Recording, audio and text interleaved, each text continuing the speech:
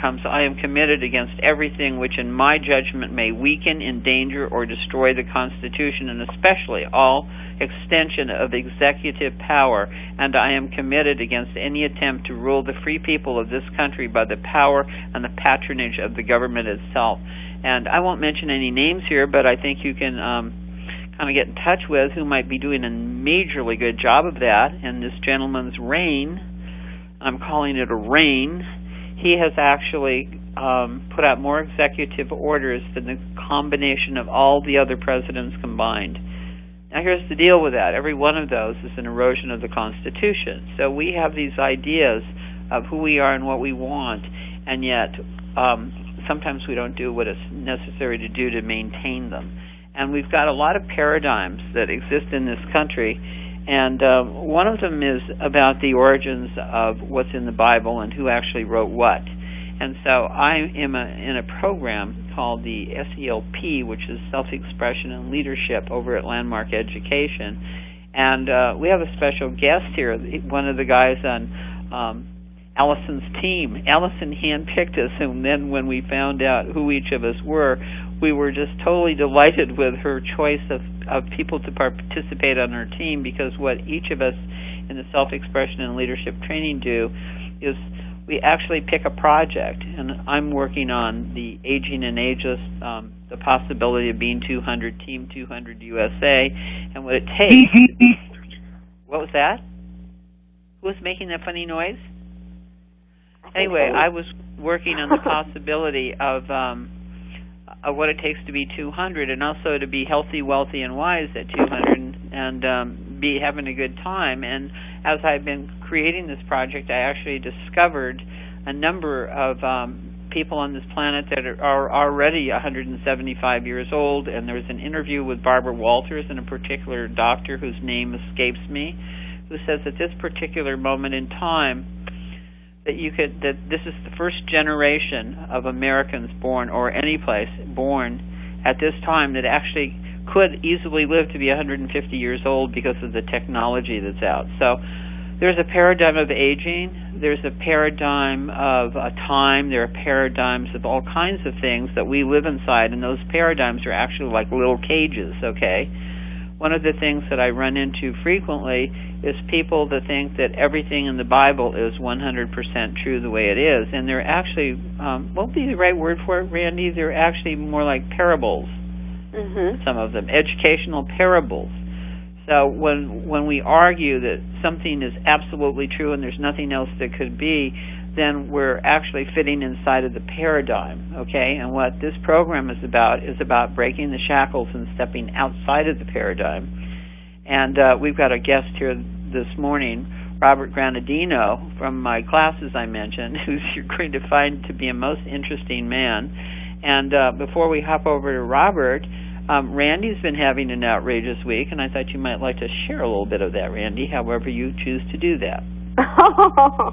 Well, actually, remember I just got back from being in the Midwest, and how is your dad, by the way? He's doing much better. He's actually starting to get in the car and be driven places. He's not on his own yet, but it takes a while. It's this kind of surgery was it really took a toll. I think he aged about 30 years before my eyes. So we'll have to give it back to him, won't we? We can give him back his 30 years. You watch. We're doing magic over here. I agree. So this whole week was playing catch-up, but last night I got a text from a friend of mine, and he said, hey, you need to get down to such and such tavern. We're hanging out. There's a couple of us hanging out with Adam Kokesh. So for those that don't know, Adam Kokesh, he's just a really great guy. He did some demonstrations on, the Jefferson Memorial, where he danced, and I say dance lightly. He just moved his arms, and he got arrested for it. So he's a kind of guy that points out the absolute stupidity of some of the quote-unquote laws that we're to obey. And so he's just a great guy. Went down, hung out with him last night. He was just hanging out 10 minutes from my house. So, and some Miami libertarian patriots. So that was really great. And for the first time ever, I had a gluten-free beer, which was super delicious. I had just had a really, really great workout because I'm getting ready for RAGBRAI, the bike ride across Iowa, which is coming up, Val, in about... Oh, yeah, what's that, 500 miles or something, isn't it? 500 miles, yeah. So I'm starting to really prepare for that. And so you got to build the body up. You've got to take the time to do that. So that's what I'm doing. And, I just wanted to say, in regards to our guest today, I'm one of those people that questions all kinds of things. And some of my questions might be what some of our listeners... And, I've always wondered why certain books were not put in the Bible, but I can go on Amazon and buy them. And I've always wondered about things like crop circles and why did King James change the Bible. You and I have had this discussion on air. Yeah. And crop circles is fascinating too. I actually had people on the show on crop circles. You'll love that. I can get somebody else to be on, I'm sure. Yeah, if you want to know more about crop circles. A friend whose father who has thousands of acres of farmland in Iowa, and he had crop circles in it one time. Totally. Yeah, and I said, was he faking it? Did he do it on his own? And she said, no, it was real. I said, okay. When you see if you guys Google crop circles, you will see the intricacy of them. And literally, farmers have been out in the field, turned their back, and when they turned around again, there was a crop circle there. That's like less than a minute from nothing to something. Okay, yeah. So how they happen? Patricia Murray, she was one of the original crop circle investigators, and I tried to get her on the show recently, Randy, and she just doesn't want to do it anymore. The original crop circles that people first saw were in England, and England is the one that's most known for them. And they're beautiful, beautiful, beautiful things. And I have a friend, Suzanne, that I could probably call her and see who's the latest person that's doing the talking on crop circles. There's a lot. I'm glad you brought that up, because there's a lot of magic here on planet Earth, and a lot of people are rediscovering it, and some people are developing it, and that's part of who our guest is today. So, well, I have one more question, and I hope he can address it when we get to him. But why in the Bible can a king have thousands of women and thousands of concubines, but a woman who goes to the well, Jesus says to her, "You've had many husbands, 5 husbands," or whatever it was. Like, I don't understand why the women were held to one standard and the men were not held to that same standard. Well, that's a good question. So I'm hoping our guest has insight on all of those things today. He may be able to, and I want to make a point. We invite you to tweet, okay? And you're going to tweet Randy at Randy Shannon. Randy Shannon. Yeah, just Randy Shannon, right? That's it, the whole thing. Yep. But here's the deal. Do not think that Randy is going to do your work for you. If you have a question and you want it put out on the radio, and we're putting all tweets on the radio, okay? It may be slightly rephrased, but here's the deal. You get to speak. Don't speak through Randy. Speak for yourself, because that's what Waking Up in America is all about. It's about you standing up and about you taking charge of what it is you have to say and do. And Randy is the conduit, a very brilliant and wonderful conduit, too, by the way. But you don't get to have somebody else do your work for you. So if you like something or don't like something or whatever you have to say about it, own it for yourself. You can use your initials. Put your initials and your state and the question that you have, and Randy will relay it, and we will put it to our guest. Fair enough? Sounds great. I know. I totally love it. I want to hear from you guys, but I don't want to hear your moaning. Okay? I want to hear your absolute legitimate questions. So with that, we have Robert Granadino with us this morning, and Robert, what can I tell you? You're such an interesting fellow. I wanted you to talk about the Anunnaki because I know a lot of people know about it, but a lot of people don't. And I wanted to know also in reference to how the Anunnaki relates to the Bible and the Bible stories. I recently, I was doing a little research on this, and it seems that Noah shows up in the Sumerian text, and that's the original. Those are the original writings that we have here on planet Earth, right? Yeah, that's right, Val. Thank you for having me on the show. Yeah, I'm very excited to be here. Yeah, well, before we get into that, I want you to know what he's currently doing, because the Anunnaki, some things I see, Robert, are 250,000 years ago, and others say 450,000 years ago. So you'll clear that up for us. But you're doing some very interesting stuff in the current day, and I wondered if you would give our listeners a little bio on what you've been doing and what your project is in the Self-Expression and Leadership Training Program at Landmark. Mine, as I mentioned, is the Living to Be 200. Will you let our listeners know what yours is? Yeah, absolutely. Thanks very much. Well, my background is I was educated at the University of California at Berkeley. In my pastime, I'm a bit of an antiquarian. I was raised in the Catholic Church, and I too have had a lot of these questions that you're bringing up today. My everyday work is in Silicon Valley, and that sort of leans towards what I'm doing in the SELP coursework in my project, which is focusing on replacement energy for the household, for middle income, and we've tackled a project that it's interesting to me. I'm not sure if we can do it, but I put together a number of friends and professionals that are investigating it, everything from mechanical engineers to design engineers and electricians, and we're tackling it. It is using a magnet motor to drive a generator with the goal of replacing typical household energy, 25 to 40% of typical household energy, which would mean a replacement of your grid energy that you get from PG&E or Southern California Edison or whatever your utility company might be. So it's a bit of a lofty project, but we'll see what occurs here. I think it can be done, but we're tackling it straight on. Oh, that's cool. Now, Robert's interesting in so many ways. You could do 15 programs on him. Like many of the people that Randy and I find, they're not just one-trick ponies, let me tell you.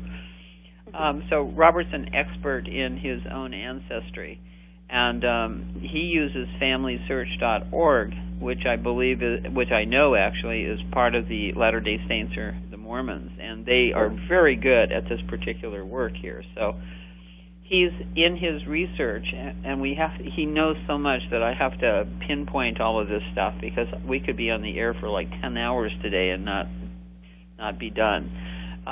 So in his search for his ancestors, he's come across a lot of interesting things. And I know that one of the paradigms is that everything is in the Bible is 100% so, because it's the Word of God.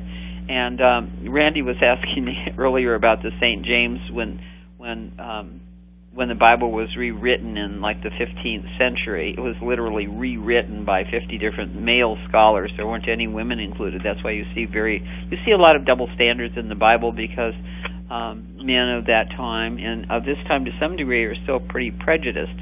But in this exploration, Robert was giving me the most interesting conversation on the Sumerian text. So if you would just kind of start there, and we'll join in with you from time to time, because we may have a question, Robert, or a listener may have a question or whatever. So tell us about the Anunnaki, and tell us about the laboratories, and tell us about the giants that are actually listed in the Bible that are from this time. And hold on to your hats, because a paradigm is about to shift. I want to hear this.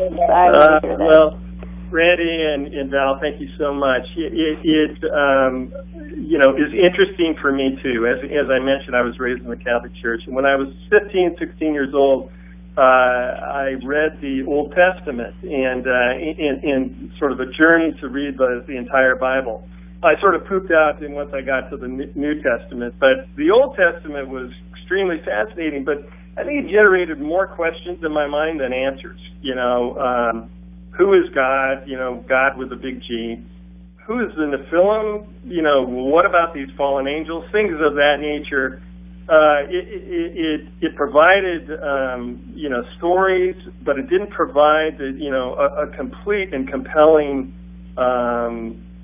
contextual aspect to it. It sort of touched on Noah and the Ark and the deluge and Enoch and others that we're all very familiar with. So in my quest to was to really research ancient technologies and you know, various myths and mythology, as we all know, such as the Holy Grail and you know, other sorts of you know, mythology that we've grown up with. I recently came across the ancient Sumerian text, and the ancient Sumerian text shed an incredible amount of light on the Old Testament. You know, looking at you know, some of the Gospels from Nag Hammadi and also the Apocrypha, the Book of Enoch, you know, things that are in the Bible and things that are, you know, lie outside, just outside of the Bible, that are supportive of the Bible writings. The Sumerian tablets and the writings that the Sumerians have give a complete and contextual stories behind the Bible. The Bible, you know, really those Old Testament stories look more like the Reader's Digest version of what's in the Sumerian text. Yeah. A question here. I was reading some of the background on this, and I thought you had said that the Sumerian text dated back 450,000 years, and then I saw other references when I was researching to 250,000. Are both of those dates valid for some reason? Yeah, the Sumerian texts really reference, you know, pick up, you know, in the tablets themselves. They talk about the stories of the Anunnaki, and they reference back to 400, at the time, 435,000 years ago. So if we take a look at when the Sumerians were active, they were active some 7,000, 8,000, you know, 10,000 years ago, even 12, you know, 14,000 years is when the Sumerian civilization seemed to, you know, be present on Earth. And the tablets themselves reference back to much further back in our history than, as I mentioned, 400, well, what would be now right around 450,000 years ago. Do you think they're the forefathers of the Illuminati? Well, I don't know. Like the same period of time. Yeah, I don't know. You know, Val, I know what I know, and I take this from a scientific point of view. Really, what I'm interested in is, you know, proof points. And you know, it's great to study ancient technologies, but you know, to reference myth and things of that nature, it's interesting in and of itself. But what I find, you know, of paramount interest in the Sumerian text is that a number of authors, you know, Eric von Däniken, Zecharia Sitchin, Michael Pellinger, and also the, you know, traditional archaeological, you know, academia, are pointing back to the Sumerian text as, you know, in part fact, and also in part, you know, mythology. Zecharia Sitchin, you know, who was a renowned author, passed away in 2010, was only one of maybe 200 people in the world that could read the Sumerian cuneiform. And, this is probably a silly question, but are the Sumerians still around, or is that a civilization gone? That's a civilization that's gone, and these tablets, which number some 800,000 plus tablets. Really, that many? Yes, they're voluminous, right? Which is interesting in and of that fact, right? Where are they, by the way? Well, Sumeria is over in what is now Iraq. Oh, great! So we're probably bombing the tablets. Right. Who knows? But brilliant. I think it was very interesting in this last, you know, go around with Iraq that the museum itself was raided, right? And there are a number of tablets. I heard that there were some 3,000 or maybe 8,000 plus tablets that are now missing, which, you know, is interesting, right? Because I think that the Sumerian tablets, what's interesting about Sumeria is that out of nowhere, and I've read Jared Diamond's, you know, Guns, Germs, and Steel, and other traditional, you know, type of histories of the world, which Diamond had positioned the human race as being hunter-gatherers and just coming into agriculture 13,500 years ago. However, if you look over at Sumeria at that time, the Sumerians gave us an incredible amount of science, and they seem to rise out of nowhere with high technology. They gave us the understanding of the heavens, right, meaning astronomy. In some of the tablets, they're showing not only 9 planets but 10 planets circling the sun. In some of their texts, they reference what the Earth looks like from space. They say it's a round globe, it's blue, and it has white polar caps, ice caps at the top and the bottom. How could people, 13,500 years ago, hunter-gatherers, know such information? It's just impossible for them to know it. But there's much more than that in the proof points, which I find, tremendously interesting. Wow. So the 10th planet, is that the one that's behind the sun we're right going to now? have to wait for the 10th planet, Randy. That's a good question to take after the break, honestly. We're that far already. I can't believe it. Okay. I know, it's just flying. You're listening to Waking Up in America with Dr. Val Kirkgard and Randy, and that's Randy with an I. It probably has a little heart over it, too. She's so adorable. Randy Shannon, and our guest today is Robert Granadino, and we're talking about the Sumerian tablets. And after the break, we'll be back with you on that. But right now, we're going to invite you to visit Waking Up in America and sign up for our newsletter. Check out our sponsors. They're on the right-hand side of the page. And when you sign up for our newsletter, we'll give you the password that lets you visit the amazing section of our website. And there's about to be a new section there, too, shortly, which will be the Happily 200 section. We're working on developing that right now.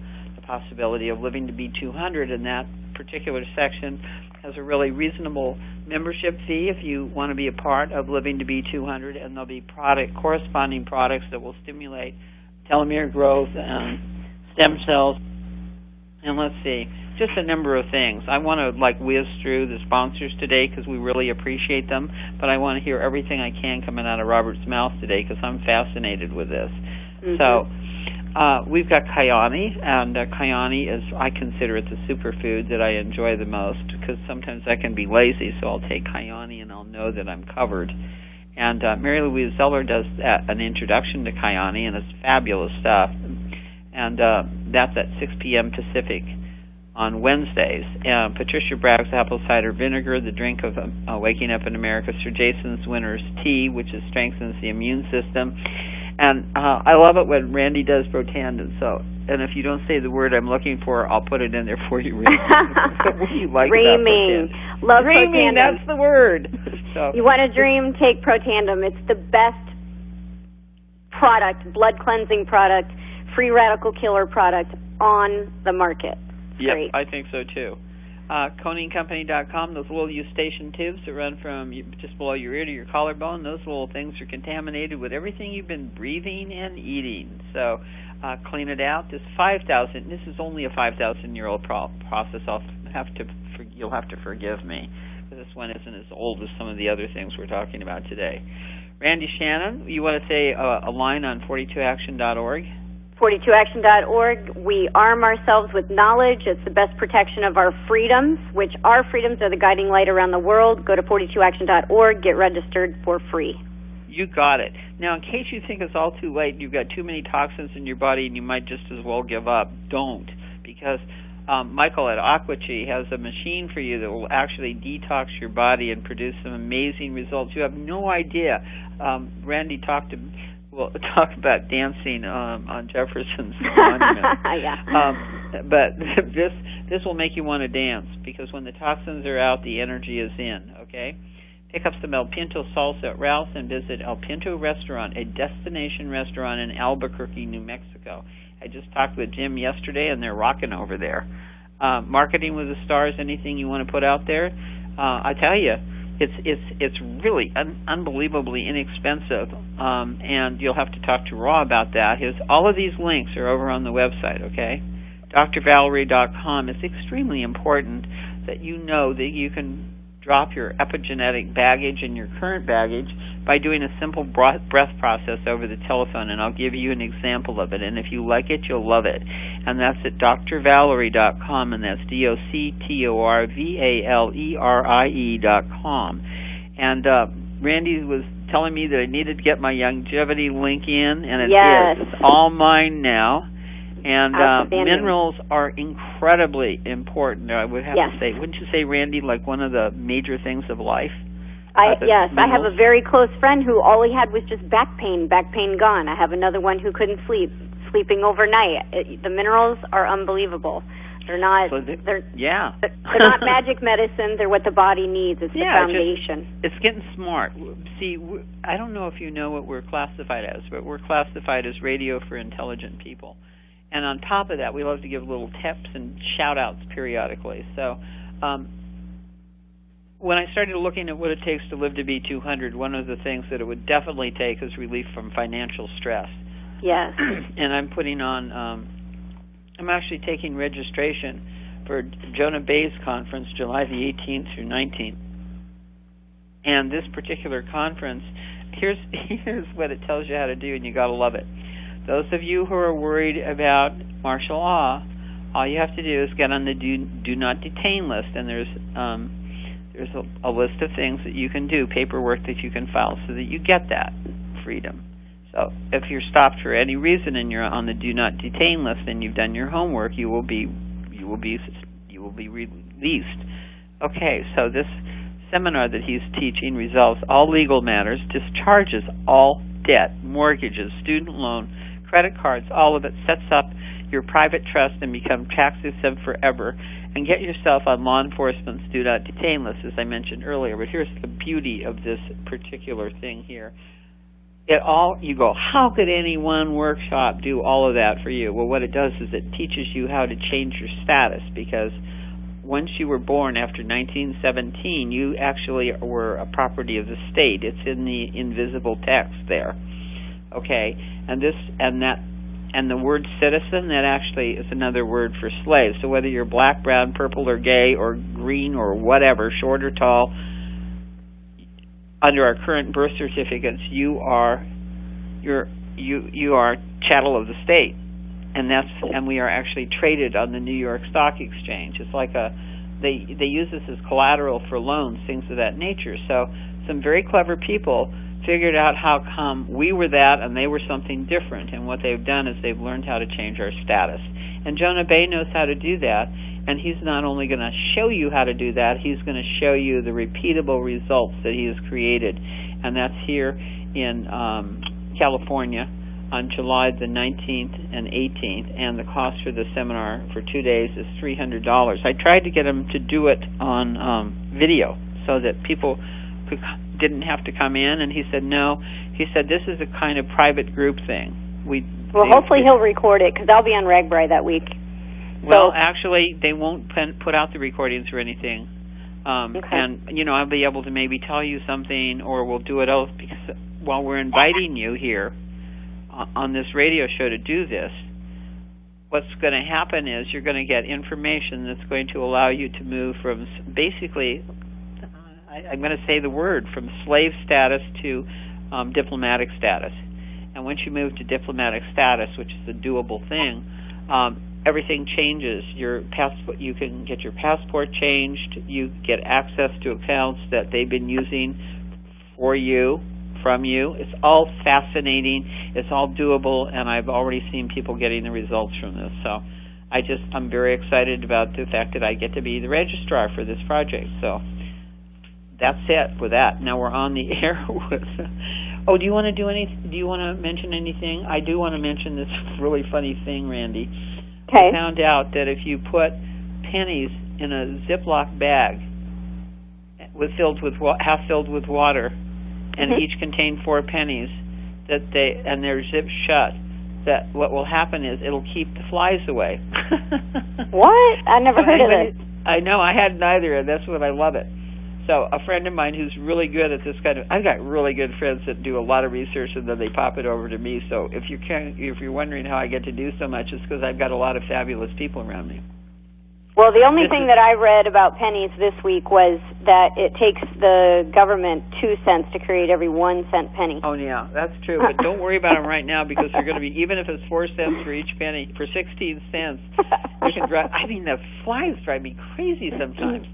So they talk about putting them in stables and all kinds of stuff on horse trailer and camping, and I don't know if it's just flies or not, but 4 pennies in a half-filled plastic bag, tack it up, and watch the flies leave. So before we get back to Robert and his fascinating stuff, do you have a shout-out or a tip you want to give?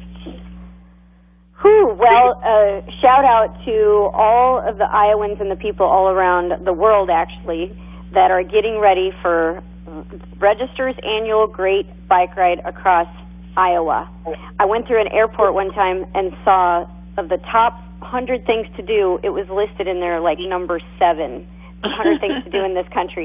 And I was so proud because I was doing it that year, and I'm doing it again this year. So shout out for everybody getting ready. It's not an easy prep, so kudos to everyone because this is one of those accomplishing things. And everyone needs to do it, Val, including you. Well, you know, it's so funny that you should say that because Randy and I both have the thing we've got on each other. She wants me to mud wrestle or ride bicycles and stuff. She has now quoted this as what, number 5 or number 6 on her list?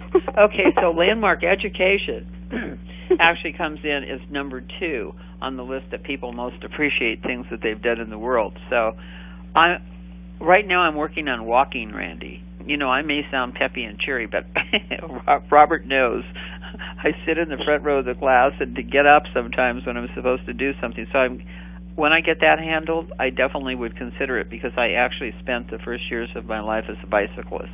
Okay? Yeah, and I've got the legs that show it too, baby.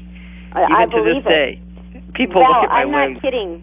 When I say 80 and 90-year-olds pass me on the bike. They might, but they might not. And I've taken the minerals, mind you. I'm taking all that stuff, and I still got creaky knees, and they're very painful. And that is part of what's going to change in this Living to Be 200 because I'm getting access to stuff that people know about. Our dear listening audience, they know about it, but they don't know how to get access to it. And part of Living to Be 200 is we're getting access to these things. So, Robert, yes, are you Val. there? Don't I look younger than I did when I first came into SELP? You're supposed to say yes. And you were supposed to say it fast. Yeah, like not being coached, okay? No, I actually, pictures of me 10 years ago, Randy, I'm younger looking 10 years later than I was 10 years ago. Wow. See? And it's because I actually was doing all this stuff, okay? That is great. Yeah. The 2 things you need for your creaky knees is Glucogel and OsteoFX, both Youngevity products. Isn't she adorable? This is how we work, okay? Between the 2 of us, we're getting to be really kick butt, and we're having a lot of fun, and we're creating 1 million listeners. And I've been contacting radio stations, and they're all for it, okay? So our listenership is a promised thing. Both Robert and I have a promise to create something by April the 19th. And awesome. Mine is 1 million new listeners and 1,000 members to Happily 200, Team 200 USA. So we're both at work on our project. Well, I'm going to be a founding member. Pardon? I plan to be a founding member. Yeah, well, not only that, I designed a T-shirt last night, guys, and we're going to, they're expensive when you don't buy them in huge lots, but they're going to be major fun to wear. It's a V-neck T-shirt. It's an olive green. It's really pretty. And I figured it would go with all of the the different colors that people are, you know, like autumn and spring and summer and such. Mm-hmm. And it's got a circle at the front, and it says Team 200 USA, and then it says Happily 200. So, because I noticed that when I would talk to people about this, Robert, they had concerns, okay? Their concerns were that their body would be creaky, but they didn't know about Youngevity, and they didn't know about the other products that we have.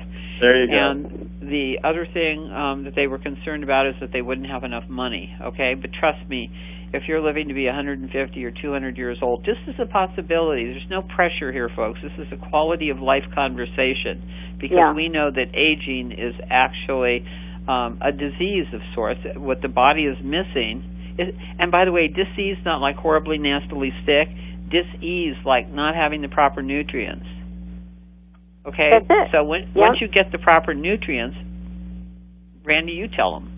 Well, the nutrients, like, you know, in this country, you're not allowed to say the word cure. You go to jail. That's so much for our freedom, right? But right.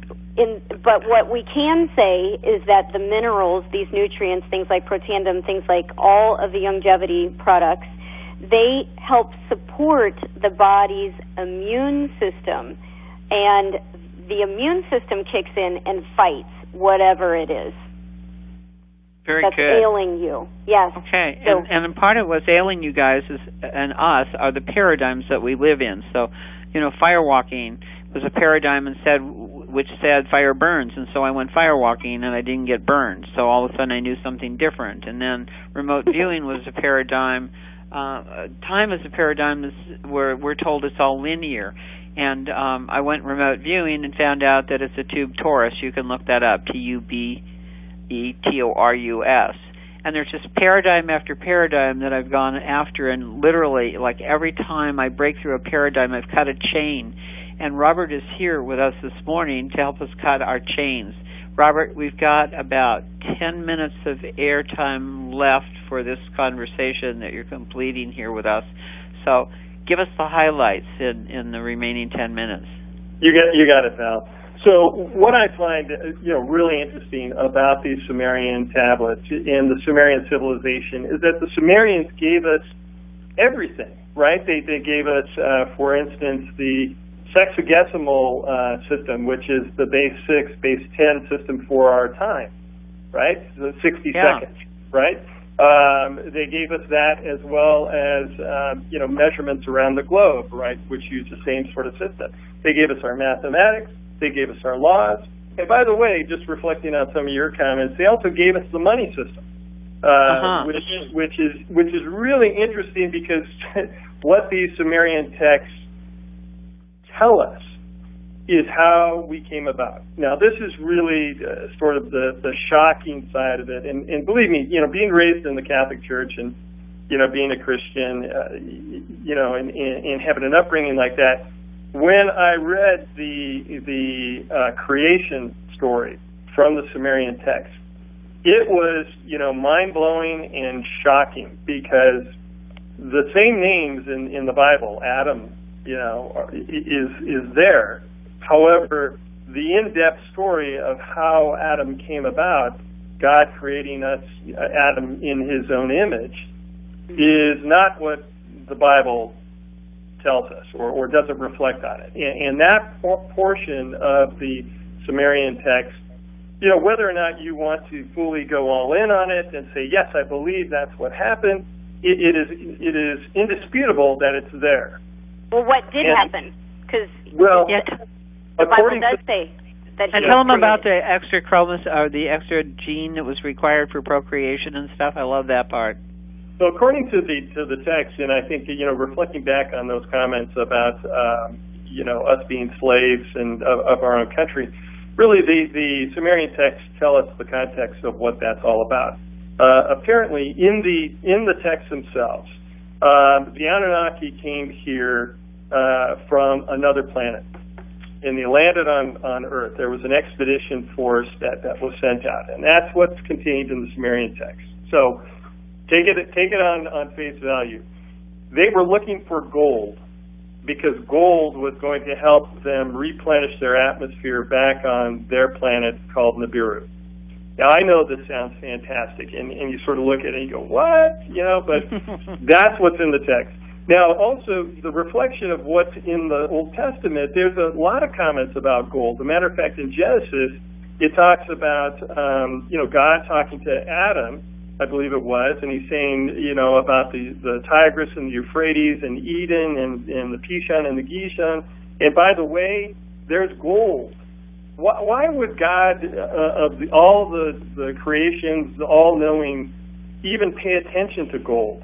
So this sort of, leads us into what this background is, what the story is. And so ultimately, in the creation story, the Anunnaki, which had a force of about 600 that came to Earth looking for gold, they were working the Earth. They found gold here. They were working it, but again, these are astronauts, right? Scientists. So that's a lot of hard work to mine gold and, bring it out of the water and bring it out of the land. And so there was somewhat of a rebellion amongst the Anunnaki, where these scientists said, hey, we're explorers, we're astronauts, we're not here to do manual labor. And it was the son of the leader, he was named Ea, E-A, and his epitaph is Enki, E-N.K-I, which means the Lord of the Earth. He came up with the idea, along with his half-sister, to create a slave species.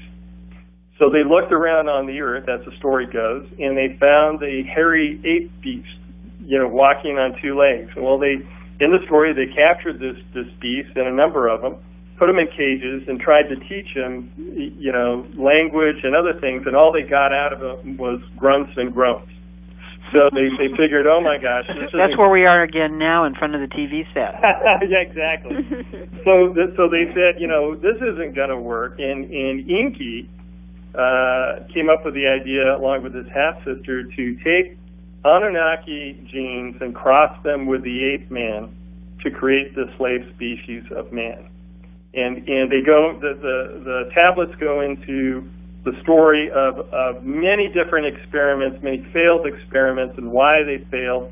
They speak about the DNA and the double helix, and that's, by the way, where the symbol of the medical industry comes from. The doctors with the snake around the snakes around the staff, that's representing the double helix of DNA. And the difficulty that they had getting down to the point of it all is that all apes, including this ape man, had 48 chromosomes. The Anunnaki apparently had 46. So crossing the two together wasn't working, right?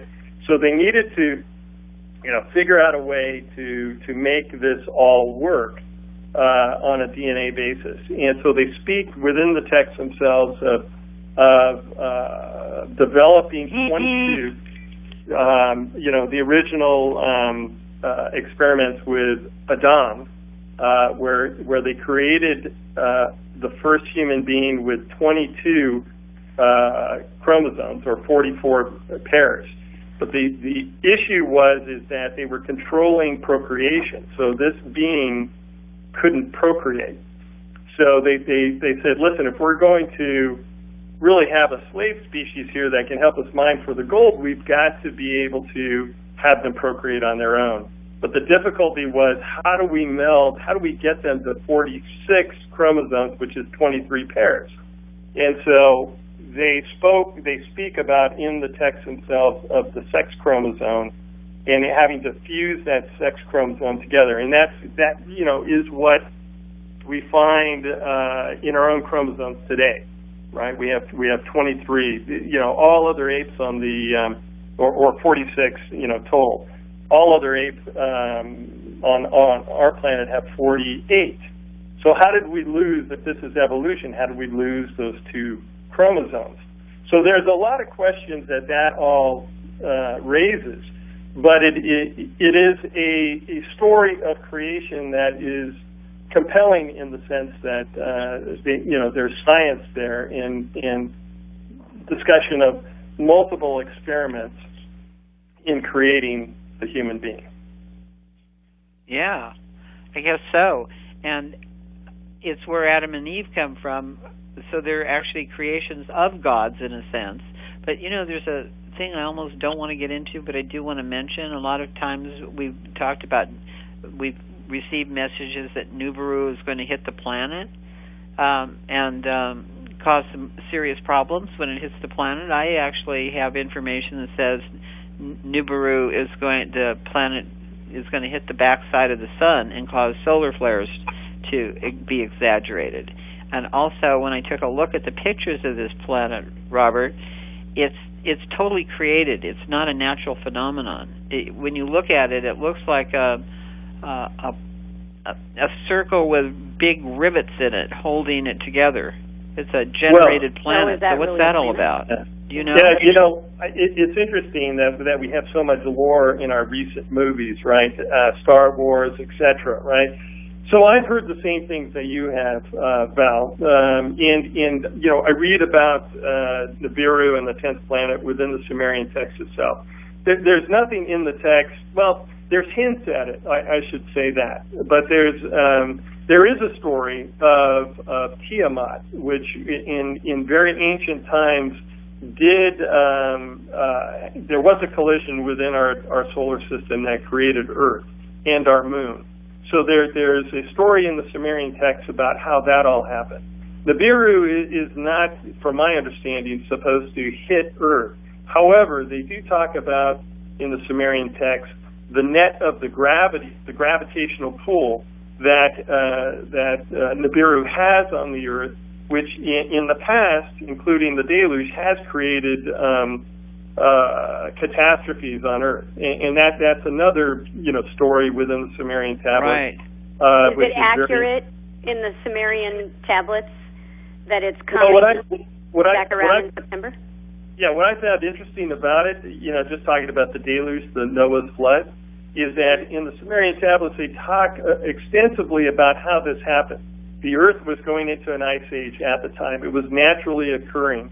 And there was a buildup of ice in Antarctica on the continent, and that ice started to slip and melt against the Earth, right? Because Antarctica is a continent, and eventually the Anunnaki recognized this from their sensors from the heavens, right? From their spaceships or whatever they were in. They were observing Earth and evacuated Earth. And that's where the whole, story of the flood comes from. What apparently occurred, according to the text, is that the ice sheet broke like an eggshell off of Antarctica and fell into the ocean, creating a worldwide tsunami. Now, in and of itself, that story is hugely, interesting, right? Because for the very first time, we hear what created, or potentially what created Noah's flood. And for me, it was always, I'd heard God made it rain, for 40 days or whatever it might be. Yeah. But this gives a much more scientific... You got 1 minute to wrap this up, Robert. Conclusion, yeah. We got to have it back. I thought you were going to see how fast I can talk at the end of the show. There's just so much there that I have found it hugely compelling on a scientific basis. And that's what the Sumerian texts really offer, is a scientific conclusion to, our stories of the Bible and in our histories. And, if you don't want to take it on face value, you can read it for entertainment purposes. But quite frankly, there's a voluminous amount of history there, based in reality, talking about kings and kings lists and the different civilizations, the different wars that took place. You can't ignore it. From a historical point of view, you just can't ignore it. Not only that, you'll recognize it. Where can we go to get the best books on this? What are the best books? Zecharia Sitchin, so that's Zecharia, Zecharia Sitchin, Sitchin. He's got a number of books. Stairway to Heaven is a great book. It's the second one of his Earth Chronicles book. Also, Michael Tellinger is another one that talks about the stone circles in South Africa and the ancient technologies that are associated with the Anunnaki. Eric von Däniken, who's been around forever and, as I understand, is one of the world's best-selling authors, having sold 63 million books, speaks about the Anunnaki as well as the ancient structures that we find, including... Yeah, totally. Hey, you guys, if you just go Google Anunnaki, Anunnaki, created us, and you're going to find a lot of information there, and it's totally mind-blowing. And, Robert, we want to really thank you for synopsisizing years and years and years of work for us. So he's given us a grand taste today. Randy, anything that you want to say in closing? Because I can hear your temperatures up, and I'm glad to hear that. I wanted to ask him, has he ever heard of a book called Urantia? Oh, yeah. You have, haven't you, Robert? I think I've heard of it. I had it, actually, and I was actually, when it came up a couple of weeks ago, I went looking for it, and I can't find it. It's a big, fat thing. Urantia, okay? TIA, I think. TIA. Didn't I say that? I thought you said anyway. Okay. I go look it up, because it is probably even on Amazon. Amazon's got about everything at this point. Check out the history. Go back in National Geographic and check out the history of the Bible. I think it was November of 2014 or 2013 that the National Geographic just did an amazing thing on the history of the Bible, and then tack on this information about the Anunnaki to what you read there. You'll find out all about how the King James Version was written. 1 minute left. This program has been brought to you by Kirkard Intergalactic Media, our radio partners, ConingCompany.com, Dr. James Murphy, John Denver, Tippi Hedren, Carol Channing, Deepak Chopra, Ed Asner, Dennis Weaver, Larry Hagman, and Esther Williams, Admiral Eugene Carroll, Jane Goodall, Jonathan Granoff, 42action.org, drvalerie.com, and Doctor is all spelled out. We thank our producers and sponsors. A big thanks to our team at Voice America, Jess Bernard, Nathan Jett, Brad Comer, Ryan Treasure, Randy Jackman, DeMont, and our friends at Cumulus Radio, Mike Vitale, and Ron Simon. Great kudos to Ron Hayes for his 5th year being research director with us. To John Young at Totally Gospel, a big thanks for all the airtime and friendship you have given us over the years. A big thanks to our webmaster, Tramiel Hubbard. Merci beaucoup to Bent Migan for our theme music, Almost Ordinary People, which is available to you as a free MP3. Next week, invite a friend to listen. Do a mitzvah today. Give somebody a boost. Take charge of your life. And thank you so incredibly much, Robert, for being our guest today. And Randy, you rock. Randy rocks. My pleasure. Yes, thank you, everyone. Have a great weekend.